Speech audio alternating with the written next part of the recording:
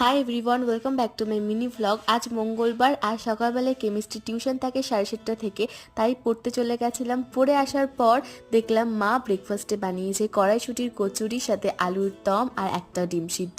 এটাই খেলাম। জলখাবার খেয়ে আমি চলে গেছিলাম বাজারে ফল কিনতে। আপেল আর বেদানা কিনে এনেছিলাম। আমি পিন্টারেস্ট থেকে একটা রেসিপি দেখেছি ওটসের, ওটাই আমি নিজের মতো করে ট্রাই করার চেষ্টা করছি।